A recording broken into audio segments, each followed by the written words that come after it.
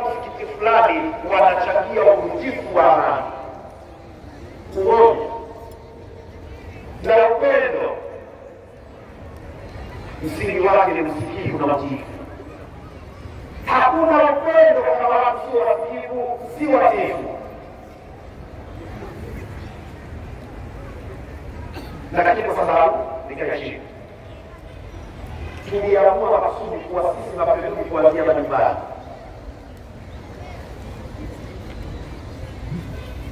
Mke hana upendo wa dhati na wala hana umoja na mumeo, na mume naye ndio hivyo hivyo. Watoto mapeduli, baba anasema, mtoto anajibu, mama anajibu. Tumetoka na hali hiyo tukaenda na misikitini. Tulipofika misikitini tukawa mapeduli pia. Unasikia kuna imamu kapigwa msikitini, ni kwa sababu ya kutokuwa na usikivu na utii. Imamu hawasipigwa kwa sababu tumekwenda hivyo misingi yetu, misikitini, majumbani, madarasani. Tunakuja katika taifa tukiwa mapeduli, vichwa maji, hatusikii, hatusikilizi, hatuelewi, hatueleweshi.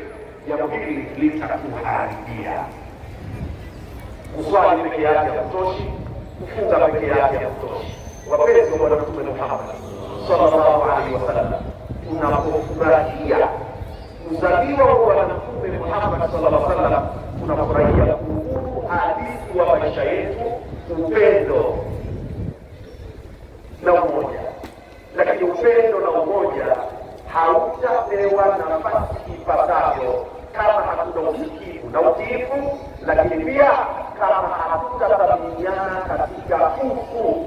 Kabla ya kwenda kwenye Uislamu, ulianza kuwa mtu kwanza. Jali mtu wako, jali na mtu wa mwenzako. Unapotengeneza maneno ama vitendo vitakapopelekea mwenzie kupoteza maisha, maana yake usijali mtu wake, hukumdhamini. Watu wakapate vilema, watu wapoteze maisha eti kwa sababu unataka cheo fulani wewe. Haiwezekani. Mwenyezi Mungu ijalie nchi yetu nchi ya amani.